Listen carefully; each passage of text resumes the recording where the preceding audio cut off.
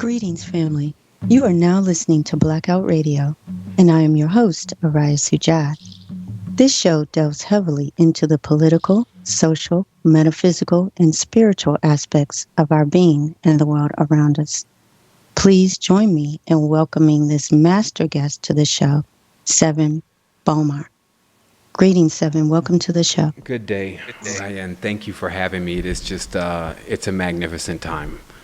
It is, and I am so honored to have you on the show today. Thank you. We're going to jump right in. You're going to be talking about, one of the things you're going to be talking about is etymology, the origin and the development of words. We're going to be factoring this into the ascension, different ways that we're manifesting, different ways that energies are manifesting through us, whether we understand this or not. A lot of people talk about the mental mind. They talk about thinking thoughts, but very few people talk about how we use words or the origin of words, and that words actually create when you understand or when you don't. And so just to give people a little bit of background on who you are, Sevan, do you consider yourself to be a metaphysician? Do you say that? Yeah, I use that term because it's a popular term. It's something I got from Dr. Blair. But the metaphysician is obviously someone who can explain the environment from the ethereal level. So in every tense, in the dynamics of what's taking place there, the geometry, et cetera. So in every tense, a metaphysics, so a person can kind of recognize where I'm coming from. I use that title at times to, what I'm bringing forth and how I'm operating. Mm-hmm. Mm-hmm. So just to give a little bit of background, and for people that haven't heard of Sevan, we'll be giving his information out. He's got extensive videos out on teaching of different aspects of many things. He's got an awesome website. We'll be giving that information out as well. But just to give people a little bit of background on you, I'll let you just give a synopsis of how you got where you are and how information comes to you and anything that you would like to share as far as introducing yourself. Okay, yeah. Well, let me give the condensed version. Basically, I'm a human being on the planet that wants to get into a high level of vibration and expand.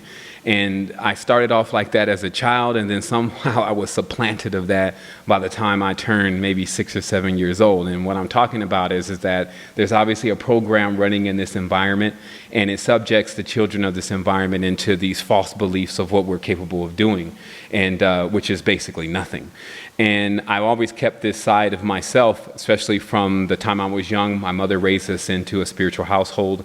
And as I began to progress through the world, I kept a spiritual bearing. So I had a really strong seed that was planted that continuously growed in life. So it gave me more of a third eye perspective of any situation that I was in.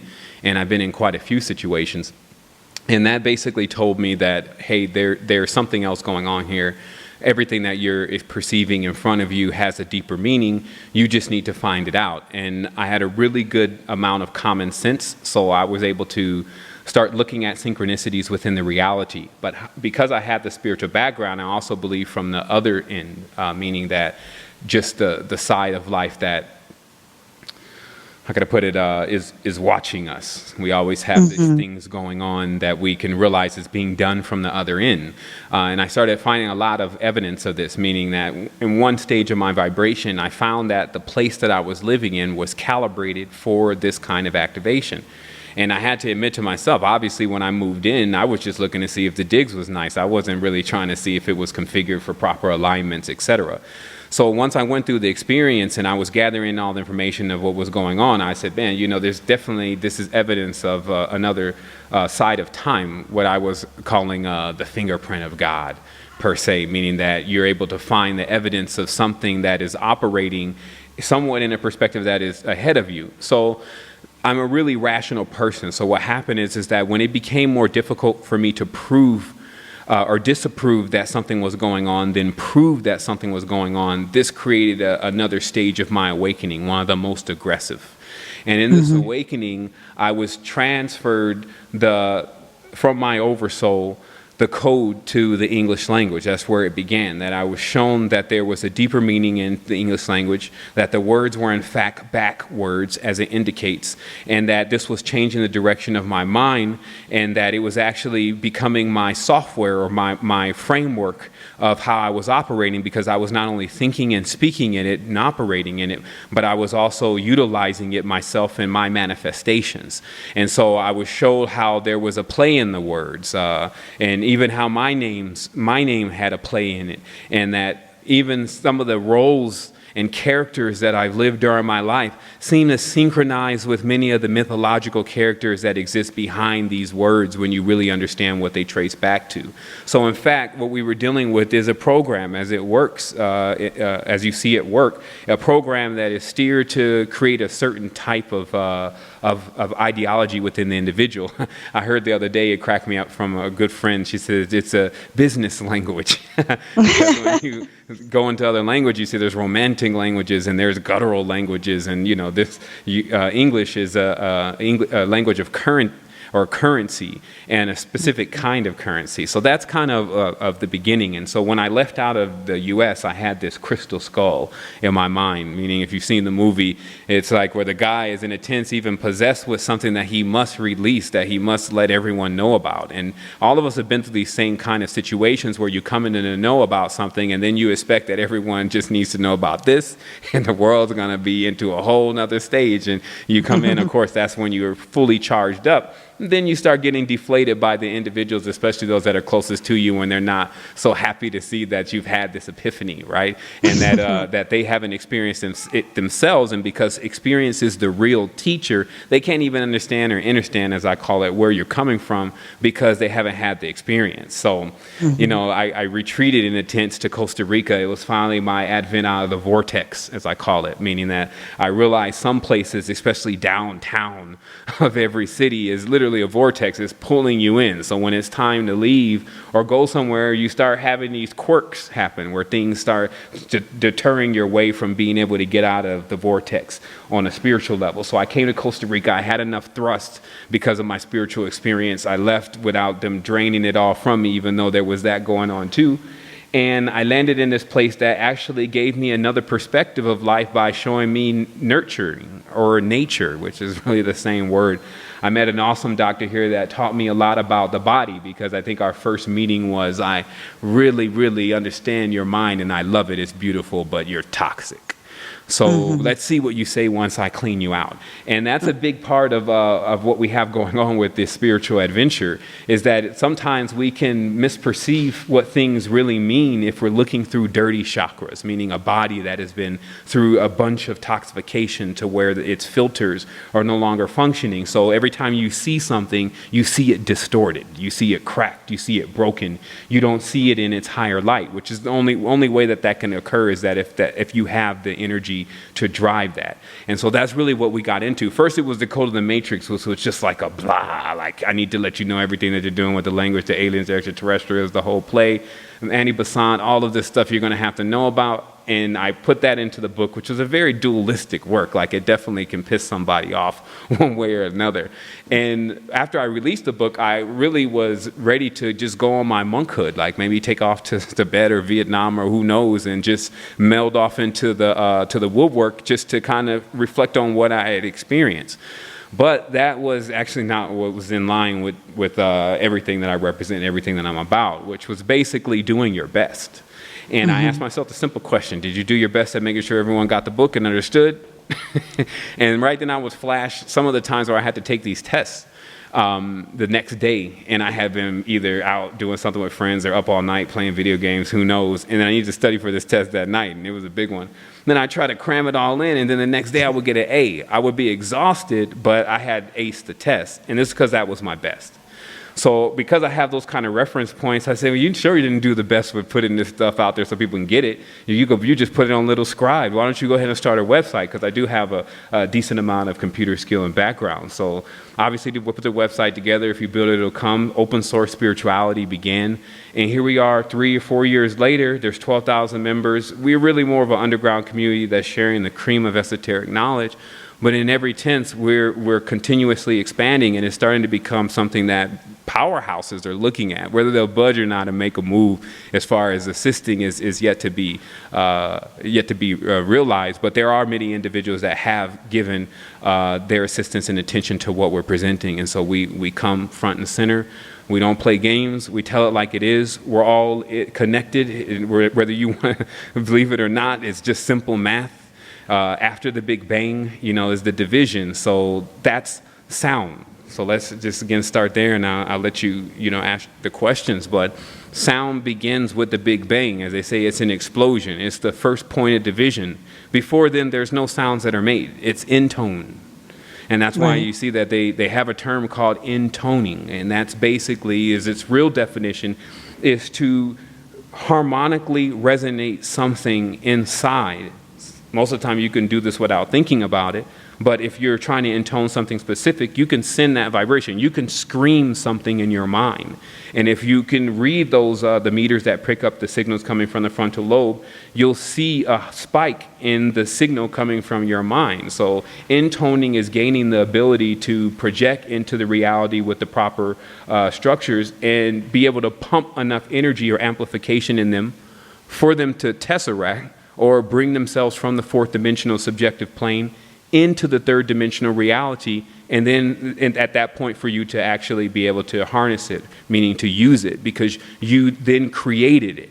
So people need to realize that the term created is an idea of the third dimension. There's no such thing as a creator in the subjective plane because there's no beginning. And we're having such a hard time with that in 3D. It's actually our big hang up. But the reality is that there's no beginning. Our sheer existence lets us know that. And this is something that becomes the next stage of our thought, and I call that the unbegotten. It becomes just like, if I'm in the space age now, I got to be able to know what's coming next. Just like if I'm in the gold age or the industrial age, I need to know that the space age is coming. And I don't need to be that person that's in there like, never. Flying rockets, never. What are you talking about, Ishmael? Sit down. I don't need to be in there like that when, sure enough, the age comes, then it may run me over. This age coming is the age of ether. It's the moment that we discover fully in full awakening that there is another force that is not visible by the two dualistic physical naked eyes. But when you get into any state where you start using other faculties, because there's eyes all over the body, that's why they always show it like that, but mainly in the scary movies. But you can look through another eye and see another perspective of exactly what's going on here. So some people, they discover the matrix by entirely different means than, going through these spiritual books and things in the path that I've gone down. But we all meet at this same point in coming together. And that's the funny part. Like, this stuff is going to happen regardless. It's just as sure as you trying to stop the sun. It's not possible. Like, this connection that we're all going to realize and experience together is going to happen. We have a date with it. And I'm just one of the fruits of the tree that bloom a little early. I went into it and it almost singed me completely. Few make it out of it. They call it Jerusalem syndrome, Babylonian syndrome, God-like syndrome. This is when you go into such a higher vibratory frequency and your system neurologically becomes damaged. It's possible. You're dealing with the vivid energy, such as Kundalini. There's a fire.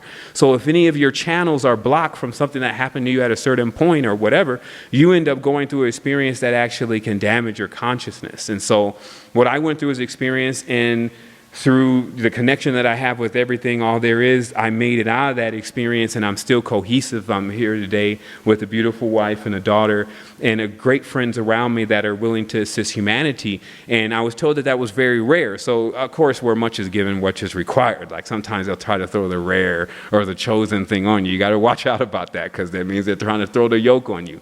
But the reality is, if you do have something that is very rare and precious, then you better believe that you're going to be giving it and sharing it. And so I think that the knowledge and information, it does its own thing, like it is right now, even in this conversation. And I'm a channel for that. I'm a vessel for that. And that's, to me, a conduit of the gardener, or the one who actually is willing to till, not the one who's going to run off and the one who's going to pass the buck. So that's what we got with as far as my introduction into this. And obviously there's tons more, but there's an hour right now, so we can get into the nitty gritty. Right. Well, that's a very powerful introduction, and just that kind of solidifies it for people, because sometimes people feel like, with the different words, the metaphysics or the new age and all of these different, like you said, when sound took place, there was a boom, there was a split. and from the inner tone, the oneness, and people think, well, that's not me. But the fact that we're all here means that we're all going through, we're all on the school, and the school is teaching. It doesn't matter whether you're in the first grade or kindergarten, or we're all going through the levels and phases of ending up. The purpose of the school is to end up having gone through the cycle with the same amount of knowledge to move on to another level. And that's an important and powerful part, because with all of these different breakdowns, people do get stuck, and then they reject, or, they feel fear to expand, or, I don't know that, or I don't believe that. And when we start to get into the ethers where the sound becomes one, then we see all of these things are part. I did want to take a second and give out the phone number in case people wanted to call in and speak to Sevan. The phone number here is 310-928-7733, 310-928-7733. And if you would like to chat, the address is innerlightradio@yahoo.com. That's INNERLIGHT radio@yahoo.com. And we are speaking with Sevan Bomar, who does go under the term of metaphysician, but has many expanded eyes looking at that particular field. So one of the things that I did want to get into right away with you was, a lot of people now are focused on, you brought up the matrix, a lot of people are focusing on kind of trying to emancipate themselves from the government, the matrix, all of these different things, where people are starting to recognize on some level that, like you were saying, there is something that's unseen, like he said in the Matrix, it's an unseen prison. It's a prison you don't see yet. It's all around you. And people are starting to feel that. And certain things are starting to bust forth. People are finding out through history, things aren't as they've been presented. People are finding out through spirituality. They're finding out through the diet. And all of these different things are starting to make people on all levels start to question and expand. But at the same time, that promotes a fear a lot of times. So how do people start to emancipate themselves through the matrix, or ending the matrix, or grafting into the matrix, or whatever, so and eliminate that fear while they're opening up back to that one sound? Well, obviously that's a very vast question, but we could make it very specific. We started something that was just called MBS, mind, body, and soul. This is basically a triangulation, because when you're in the wilderness, meaning you're asking yourself the question of the W's: what, when, where, why, who. And this is like chaos for the mind in a sense, because it's lost, right? So if you're lost, and I'm going to show you several metaphors here, in this reality, if they're trying to locate something, they triangulate it, because that lets them know the coordinates of where it actually is. So if you're trying to find yourself, you need to use some kind of triangulation system.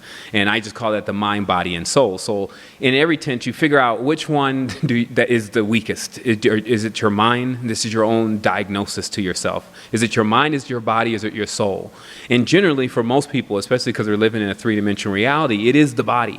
That the body has taken a toll, lots of damage in the matrix, especially as far as what's being ingested. You are what you eat. So we live in a system that it's constantly being suggested to us that we eat things that are really going to lower the vibration, especially slow down light, which is plasma or blood that's dead. So ingesting those kind of things, you become that. You become basically this person that is dense in sleep. And this is seen as like a husk. If you want to really understand this from a different level, you have been dealing with, in intense, pathogens, viruses. They're looking for a host. And when they get into your body, whether you want to call them demons, or whether you want to call them evil spirits or bacteria, or whatever you want to call them, Illuminati, they can lower your frequency to a point where your immune system is critical. Once the immune system is critical, the person slips into a deeper degree of sleep. This is where you can really be telling them, hey, you're in there, you're asleep, you're in the husk, you're in the chrysalis, and they won't even hear you. And so what happens is that the process of generally coming out of the chrysalis is very similar to coming out of an egg. It gets cracked. And this is why the reality for many people shatter, and that reality being opposed to actuality. Of course, reality is what you think is going on. Actuality is what's really going on. So once a person starts figuring out what's really going on, the cracks the old noggin, and they start waking up. And then that process is still like waking up to a nightmare, because what happens is that because of the extensive lies being told, especially by the people you trust, even your own parents, who are only getting the suggestion from their parents, and ad infinitum going back to any type of dominant king or any type of slave ruler or whatever, where those first terms came from. And so we need to see that our big expansion comes when the triangulation takes place. We identify the physical body first as the culprit, because we go in and we eat. Like in any real system that's helping you out in expansion, you will see that if they're really intending to assist you, they're going to talk about your diet first. Because after you go and you finish reading whatever you're reading, you're going to go and eat. That's generally what's going to be what interrupts you from what you're reading. So to talk about high levels of spirituality and vast states of consciousness before the individual, like I said, has gone through the proper process of cleaning their body, seems to be like building a city before building the road, a mess. So I advise people to look into whole body cleansing, to look in going through the process of cleaning out your organs in the proper order. The body has seasons. So what happens is that you have to clean out the organs in the proper order so that you don't flush the toxins of one organ into another. Then you're getting back into yourself. You're investing in yourself. And I would like people to not say, oh my goodness, here we go, another health conversation, oh boy. And then they think it's a health conversation. No, what I'm talking about is I'm talking about investments. I'm talking about currency. I'm talking about astral real estate. I'm talking about succeeding beyond death. So people need to wake up and realize this currency thing, what you're seeing as money right now, which is really your energy, doesn't stop when you leave this planet. It is a factor of the universe. If you need to have a perfected system of generating energy, and it just so happens that the body, when calibrated properly, runs perpetual. That's why It's configured in the geometry of phi. Phi is combustion. It's called the universe. Phi is a direct map to the universe because phi is moving on combustion. So you got water versus fire versus wood but this is also duality. That's why the word is called universe, meaning united, but in conflict. Verse means conflict, you against me. So what happens is in the body, you have this constant war where even when you eat, you just attack. And you eat it, and then it's going to go into a fire, and then it's going to be transmuted. So our body, again, is a map of what is actually taking place on any spiritual plane or whatever they're trying to tell you that's in the sky or anywhere but inside of you. So literally, you have to govern yourself, which is also the metaphor of the pentagram known as open, meaning open it, open, O, a zero, pin, a pentagram. So do you see how words actually make symbols?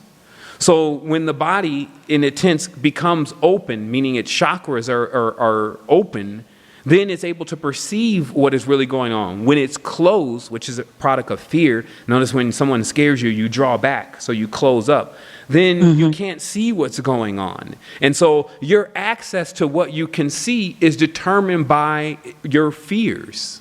And so when you're in a reality that introduces the fear, see, religion introduces the fear. That's what I need to get home most of the time with people that I'm talking to, because they still stay clung to this superficial deity, which is an eidolon. It's an idea, something that's supposed to be there. You can draw energy from it, but your sheer powering it takes more energy than it actually gives back from you, because it gives back to you, because the only time you access it is when you're in some level of danger, meaning that people only really check bases on their spiritual stance when someone dies or they get hurt.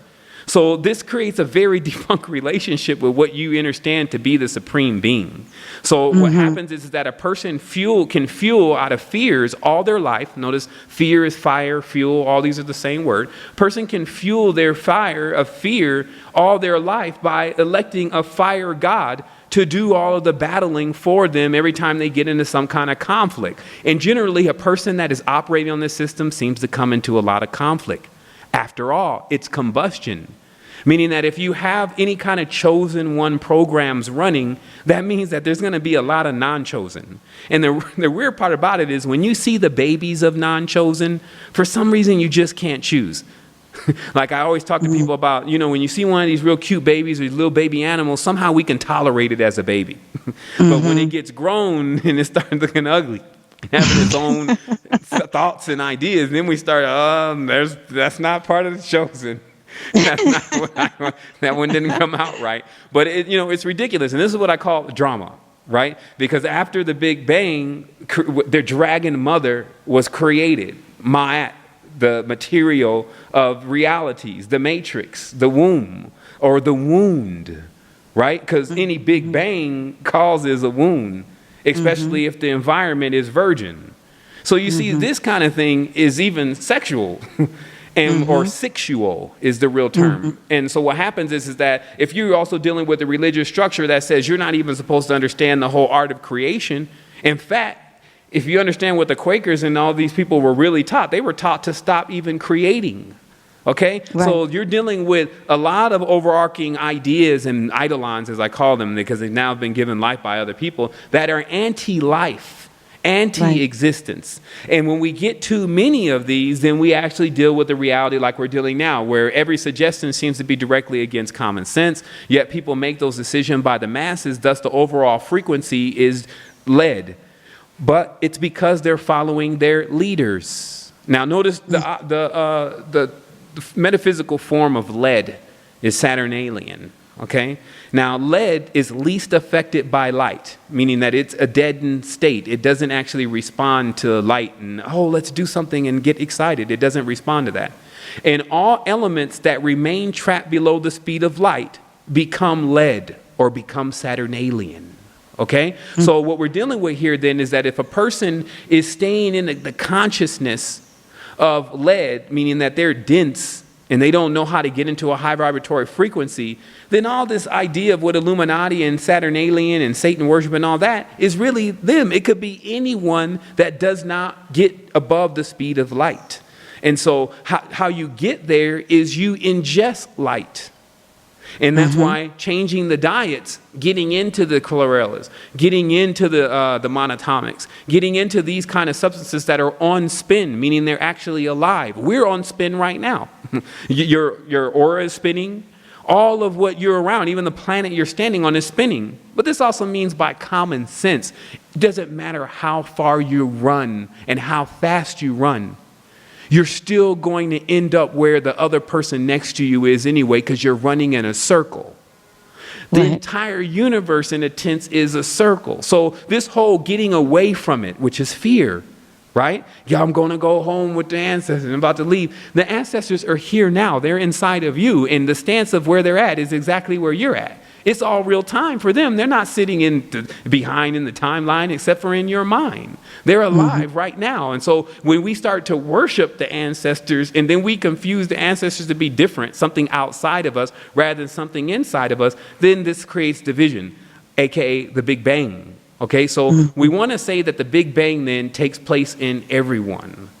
And this is your dispersion, as they call it, the diaspora, the division of the flower or the spore. Right? So you're dispersed across the galaxy. This is even the term seaman or semen. It is a seed coming from somewhere else. It is a microbe, meaning a small replica of a larger thing being sent out to become that larger thing.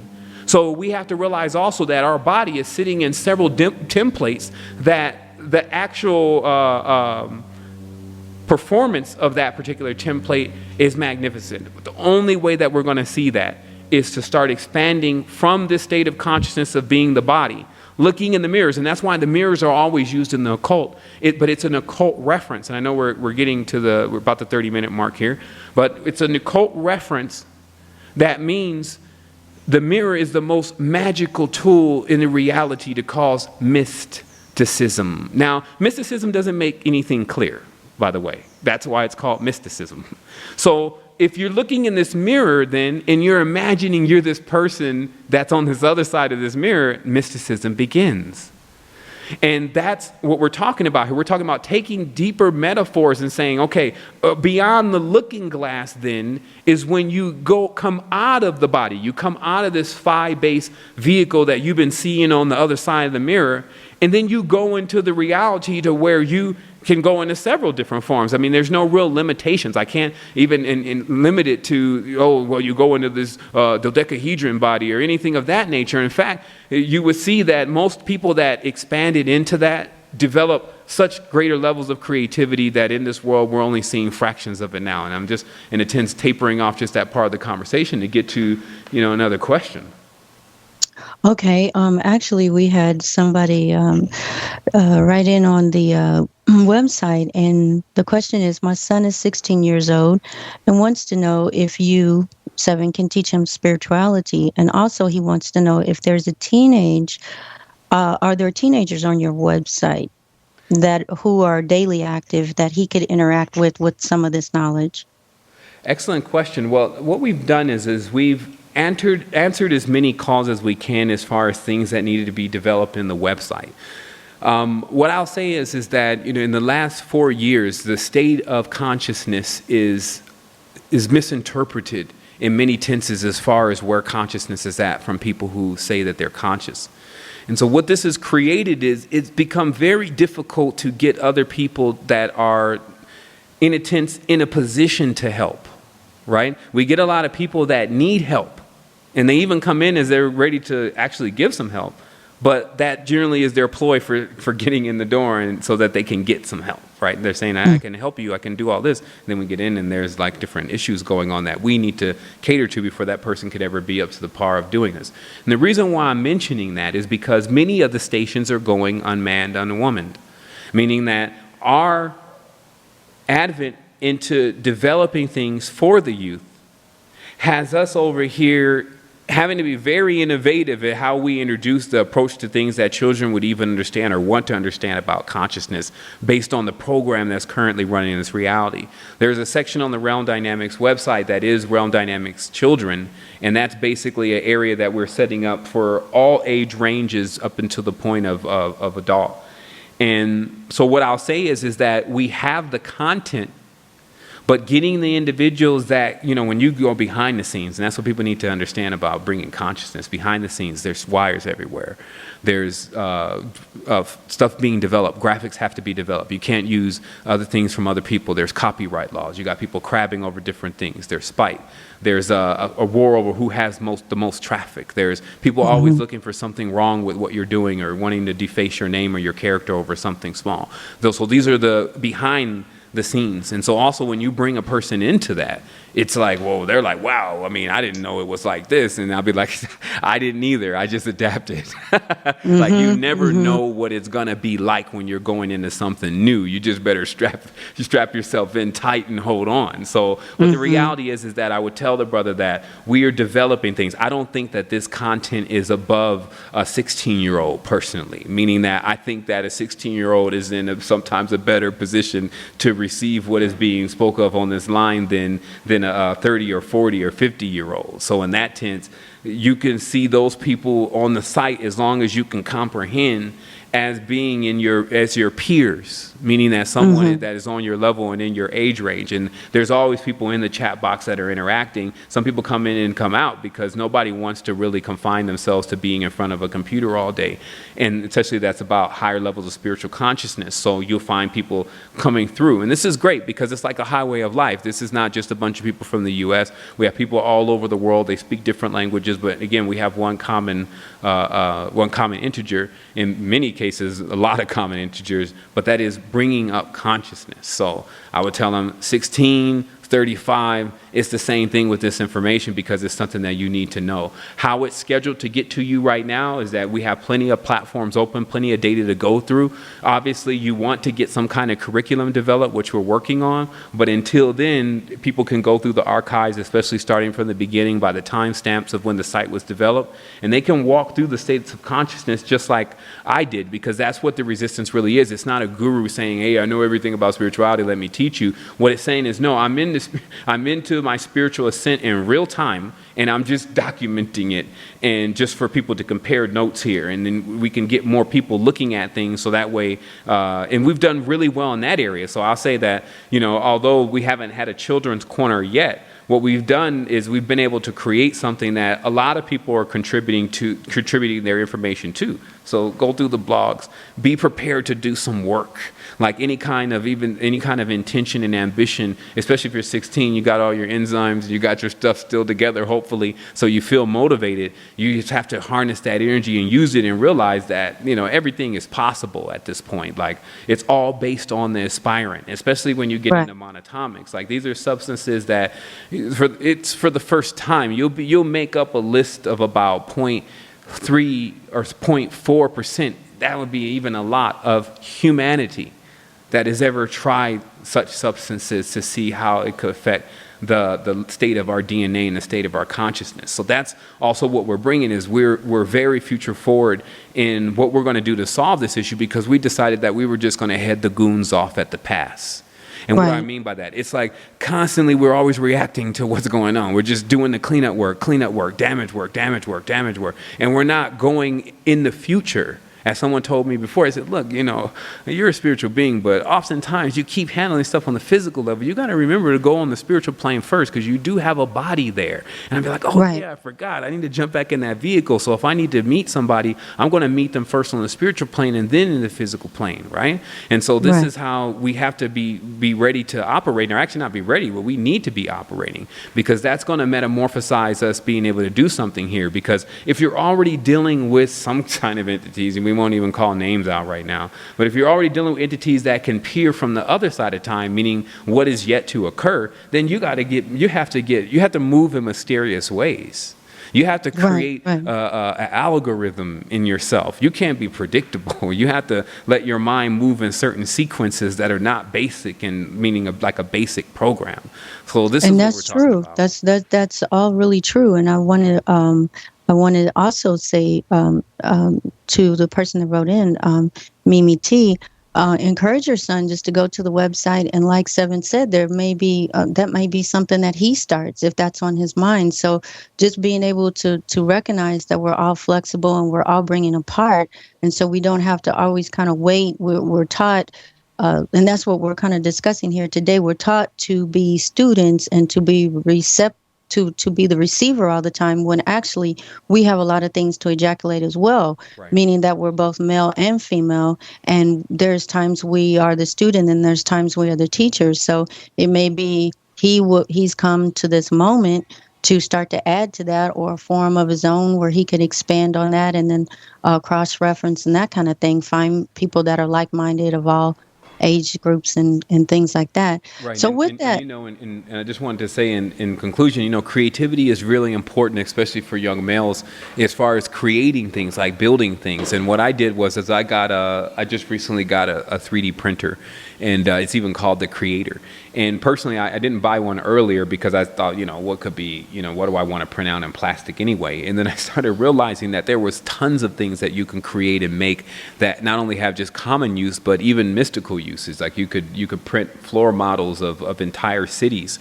And I felt like this was one of the most important tools that any kid could have, because he's back in the creative seat. And there's tons of items that you can find on the internet to load into the printer to print out. And, everything from spiralgraphs to geometry, you name it. So this, puts the kid back into the driver's seat. And that's why I said, be innovative. Like some people say, well, I don't know. It's electronic. But they're telling you this through email. Like, we have to stop it. It's like, come on, either one way or the other, expansion must come, and it has to come balanced. So let us find the balance between what is present in the reality. So I want to conclude in that, so the person doesn't think I'm just saying, hey, throw the kid into the cold knowledge and the highest levels of it, and then forget about that it is still a child, and you have to give him the opportunity that you also had. But that opportunity, the freshest one that you can remember, the one that had the most energy, was you were a creator, meaning that everything was new to you. So notice this creator thing is synonymous with new. That's why they call it creation. I created something. It's new. But this is a feeling when you talk about it internally. And this is where the child is. That's why the child's vibration is so high, because they're still learning. But once they get into a society where the society makes them think that they figured it all out, or the society is just so basic that any child that's coming out these days, which is generally very apt and very intuitive, starts realizing, I see what this is all about. This is about the money. Oh, boring. And then they go Right. into the regression, and then, they have to accept the program, or, get out of the program, or buck the program, or, they don't even know where to be anarchists and where to be, where to be developers. And so this is what we're talking about. We're talking about put the creative potential back into the hands if he's that age.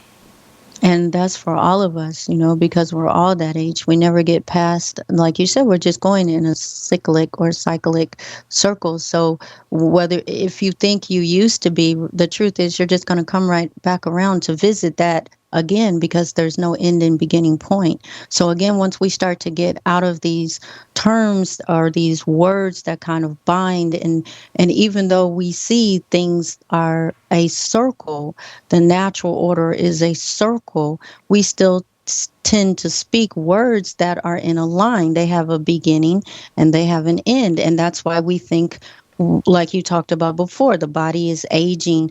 But if we understood that there was a movie, I think the movie was called Time something. But anyway, the thing was they stopped selling currency as money, and it was all about time, and you had time on your arm, and it was how much time you had in a day to finish something. So people would share time. You worked for time, you got more time added to your wrist.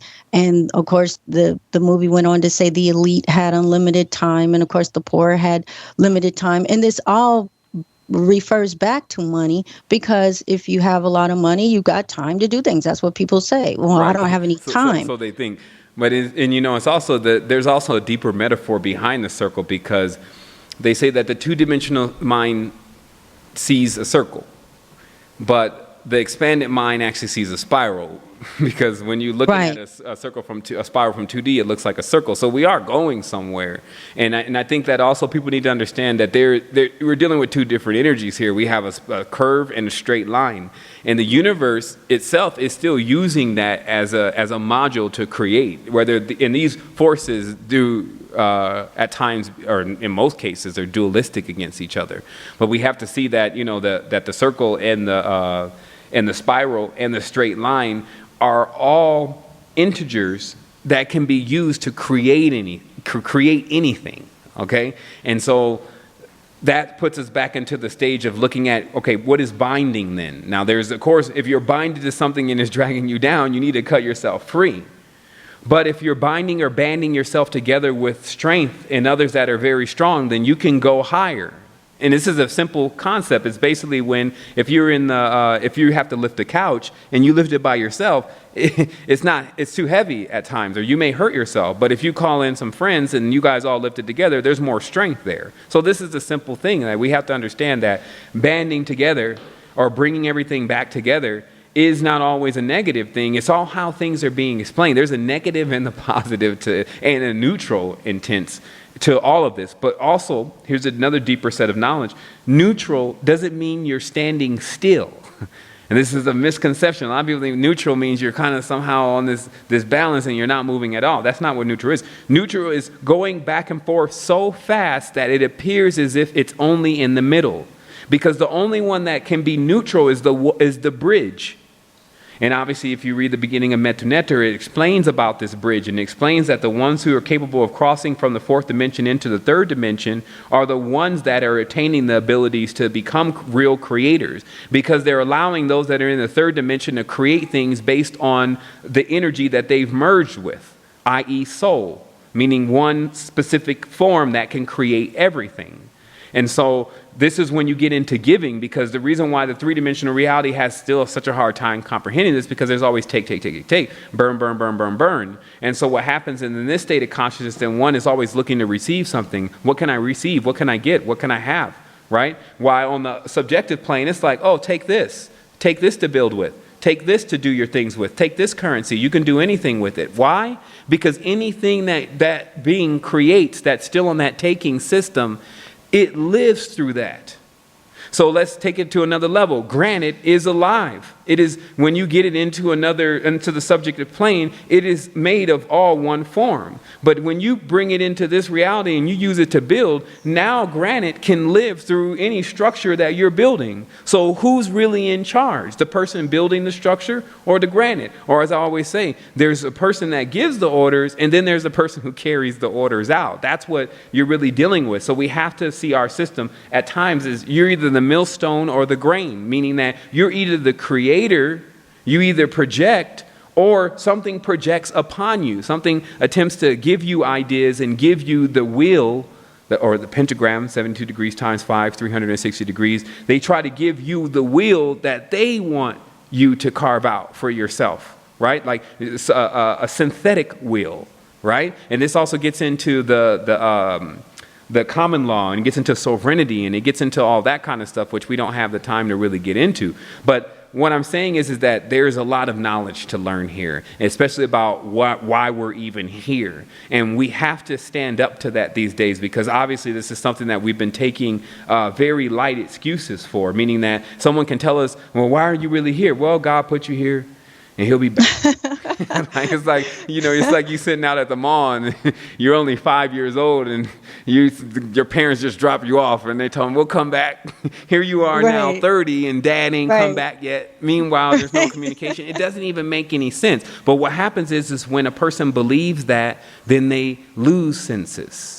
Right? Because if you start to believe in something that has no sense, this makes no sense, then you can't have the senses to perceive what's going on. So this is why all of this stuff connects from a linguistic level, is because you can determine all of this simply by the way that the words are constructed.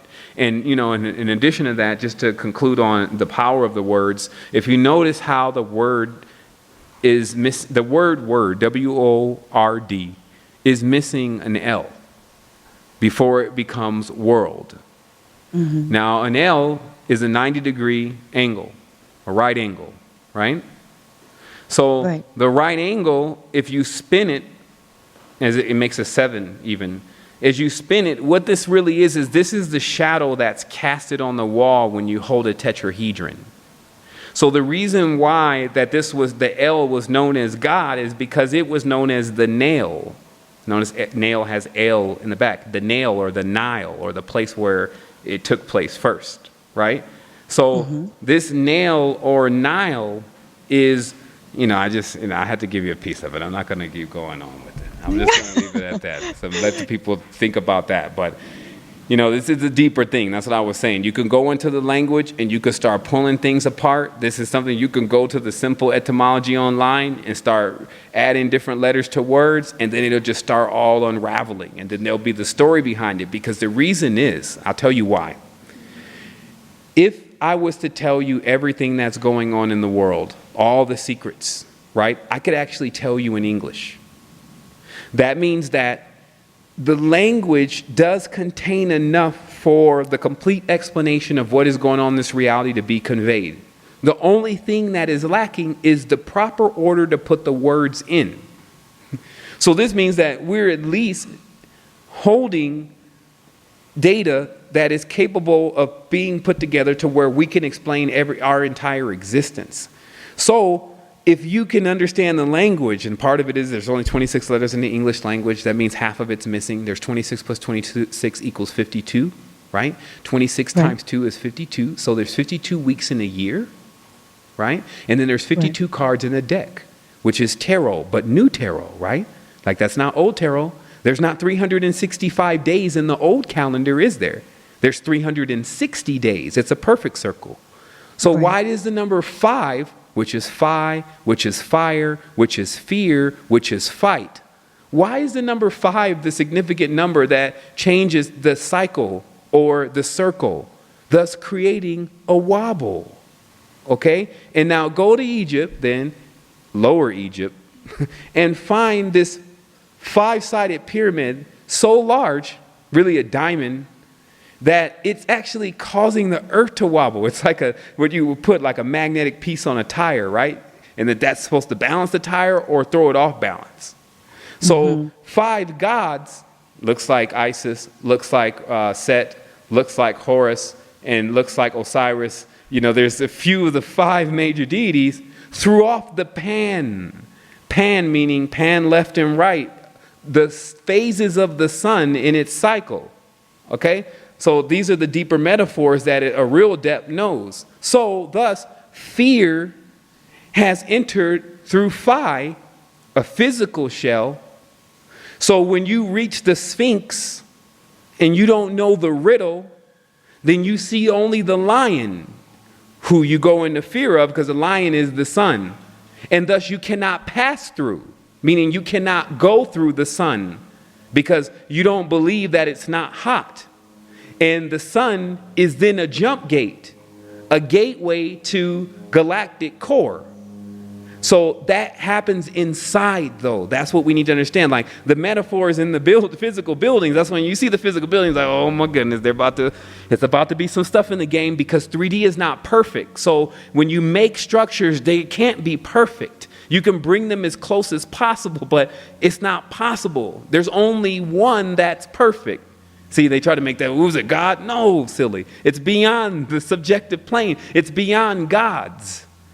It's beyond any kind of dualistic force. And we're coming to the close here, but the god Deus or Dios is of division. He's a diva, or it's a diva, because it'll take male or female, whatever it can get, because it's the one that always divides. Let us take a rib from man. Okay, so this is the whole play in the 3-dimensional reality of the game, is you're immediately split from your counterpart, supposedly.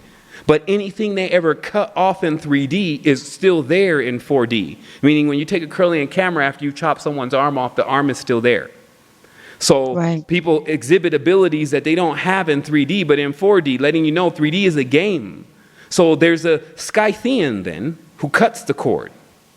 That's the doc who's at the shore, right? And what he does is there is a Saturnalian connection again with this severing from the mother. Because remember, when you turn into lead, you can't feel anything. So if mother is all about feelings, then when you're cut from mother or the planet, basically your umbilical cord connected to the planet, you have no roots or no ground. Thus you have no amplification or power, right? So you got people that have a lot of positivity, but no ground. Still imagining that negativity or black means lower and thus can't get anywhere. You see what I mean? So this is the stagnancy within the planetary systems. As the 9 colors, the Enneagram, I know we got 7 minutes left here, 9 colors, 9 we found in Egypt, not 7. So there's 9 colors because black and white are colors. The absence of color, as they try to say black or white is actually clear. We figure that out. Look through something clear. There's no color there. It's like a glass, right? So then when there's even 2 missing from the system of 9, which is perpetual, then it makes people that are on a planet called Earth, meaning ground, get confused about heaven, which is the number 7, because the number 7 can't be divided perfectly into a circle, which is the secret. That's why the stock market runs on the septagram, meaning the calculating of the digit 7, because it always rounds higher. Thus, it's in the benefit of the market. You see, so this kind of thing, it doesn't start unraveling until you get the keys and the codes to the matrix. And what I find is that it's wonderful. It becomes an astral quest. You don't have anything to worry about, because as your DNA begins to fall into line and you begin to realize who you really are, your frequency raises. Then they cannot touch you. It's principalities in this. Notice the book says there's principalities, rulers, and dominions. It's really going on. There are still dukes. There are still lords. There are even the Lord Mayor. They still are using these terms that were still given to the slaves as he's our Lord, he's our King of Kings. The King of Kings is in Britain. That's their stuff. That's a Germanic god Gud. And his son, Isu, or Sui, suicide, one who kills himself, sacrifices himself. This is the idea that they have, a soldier, meaning one who dies. My sons will die for you. That's what the soldier, the word means. So what did it say? I'm a soldier in the army of the Lord. Let us go and pray, meaning let you go and be hunted. You are prey. So these kind of things, God can pull it off on you very easy, especially if they have your covenant, your Talmud, the directions in the modules to your ships. Notice this, the Talmud or the books of Moses in Hebrew actually revealed the code or the recipe to make a computer. So this language, when you drop it all down on itself, we got 4 minutes left, it makes a Star of David, which is, when you open it back up, a tetrahedron. This is also, as you move the interlacing triangles apart, it creates an hourglass. This then is another unit to measure time, or something that can move in and out of time. So you see, that's what I'm talking about, that there's a vehicle here. It's inside of you. You never left yourself alone. You didn't leave yourself stranded. The direct map to the universe is your body. You turn it back on. You get in alignment with yourself. You get your chakras online. The only person you need to be the master of is yourself. You command the vehicle, meaning you command the Jed to rise itself. All the deities are in your body, in the chakras. They are running the chakra. The liver does what it wants. It says, give me some of that. I need some alcohol because I can't produce any more serotonin. Get me some alcohol. So it's now sending a command from the lower world into the higher world. That's not how it's supposed to be. The mind should then rebuke the liver and say, if you were running things, you would be up here. You're going to get missile root and all of these other different things that actually fix the situation you have, because I am now I've returned.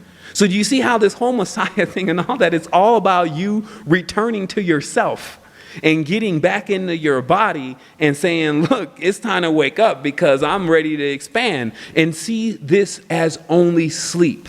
Meaning, don't hold any grudges here. When you fall asleep, don't be surprised if you wake up and your pants are down or something, and you're trying to figure out what's going on as chaos is around you. Just jump in your ship. You find it crash landed, turn it on, figure out what's wrong with it, triangulate your circuit board, etc. We got 2 minutes left. And then get ready to get into the Astral Quest, or what I call the EverQuest, which is you being conscious of your advent through all these stars or stairs. Meaning, take a look at it. If they tell you cannot leave this world, it's like prison or something. You can't come in with certain items, you can't go out with certain items. You can't leave this world with your memories, your money, and your children, and all these rules they got, right? Because that's the governor. Governors have rules, right? So they tell you can't leave with any of this. Nay. All you have to do is put it into your body, because the whole goal here is to develop your body into a state where it's able to project its magnetic field. 2 more minutes here. Project its magnetic field beyond the physical body. This is because it elects to use another vehicle. I'll make it very simple. If I'm hungry, if you're hungry, I cannot eat for you. This is because we share 2 separate bodies. But there's other overlaying vehicles that we're sharing. They get larger and larger and larger. And this you can tell, because if you get in the room and you got that attitude, and I'm sensitive, I can feel your attitude. And I'm like, man, why you got attitude? Why? Because we are now sharing another vehicle. This vehicle spirals all around us. They call it an aura. And now your aura is in my aura. And it's like, yo, what's wrong with you? You're reeking stuff all into the aura. I'm sensitive. I can feel something is wrong with you, because we're sharing that body. So imagine then what happens when you expand your consciousness far enough to where you use the body that everything is sharing. That's omniscience. You don't lose who you are. Quite the contrary. You actually figure out who you are by living through everything, because you are everything.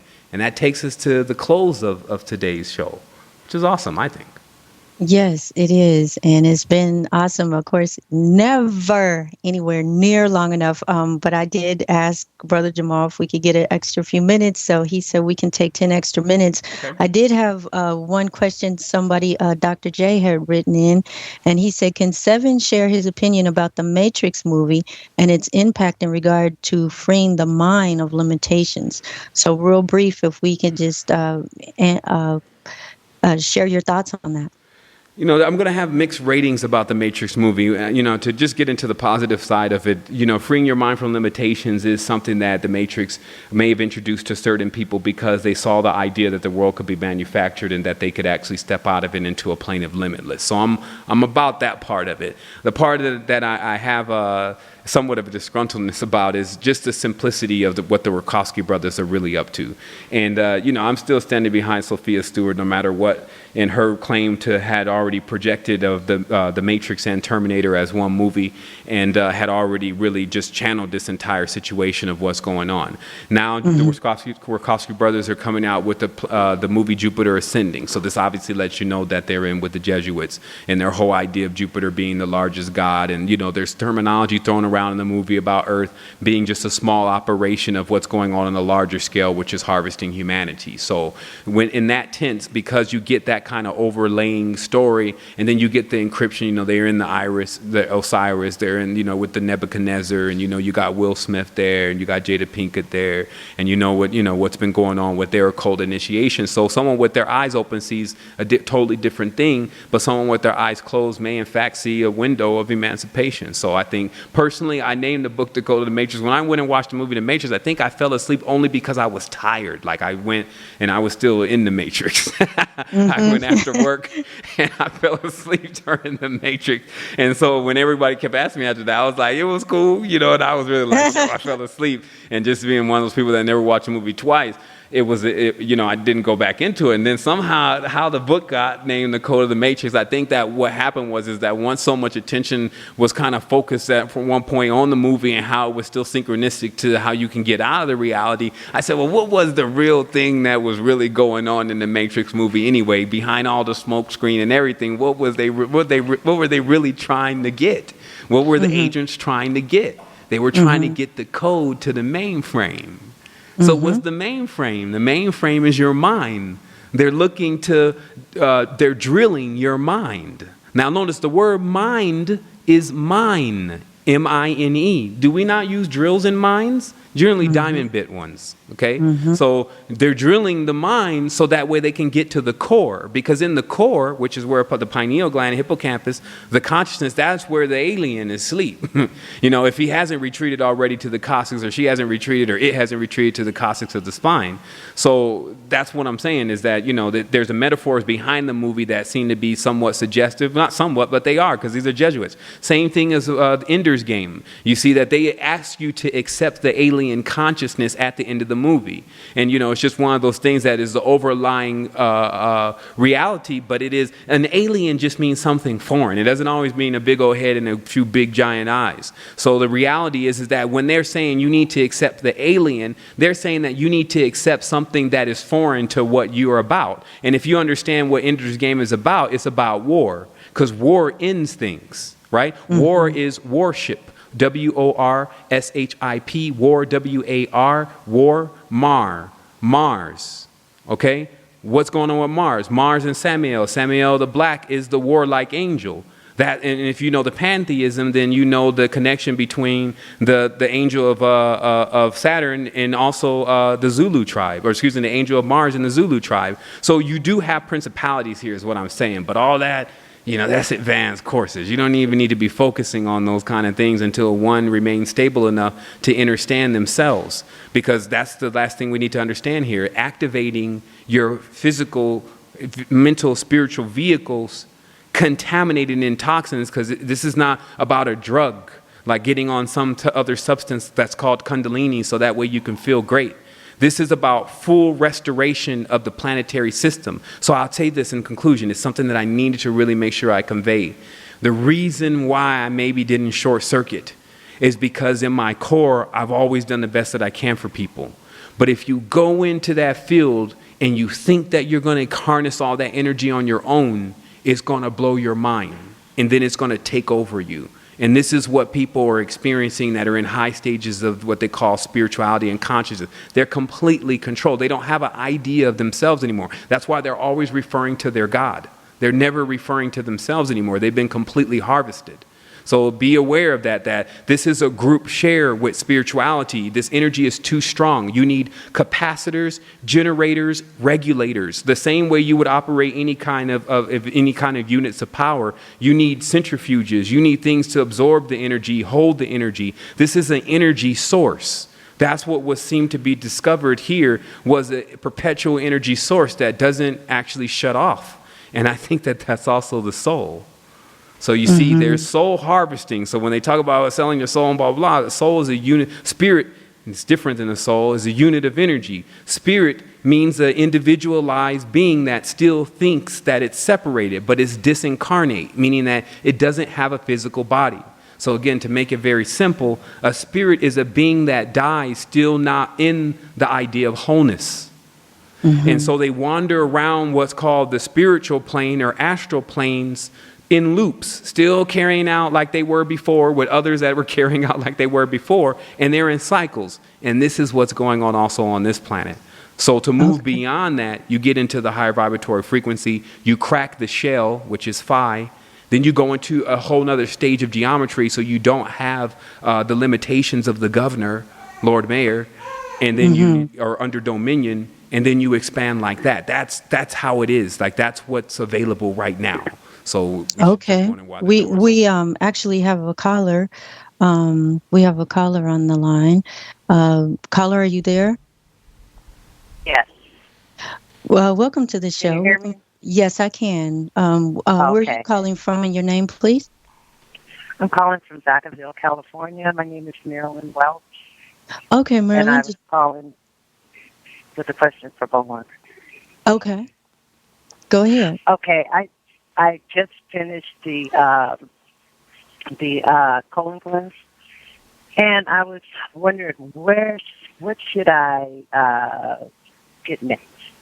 Really, what you should do is you should send a query into realmdynamics.com, and what we've designed now is that we actually compare people up with specialists that have an extensive knowledge about the products that we carry, because we found this to be, the substances that we carry are really going to go directly at the situation. But it's important that a person go through a certain type of questionnaire, at least, so we understand where you're at and what you want to get to. Let's just explain it like that. And so one of the easiest ways is to, again, send an email into the network, and then I can respond. I can give you my email now. It's actually directly at Sevan@cypherist.com. That's CIPHERIST.com. That's my direct email. And what happens is that we're just setting this all up now, but it's pretty much near completion.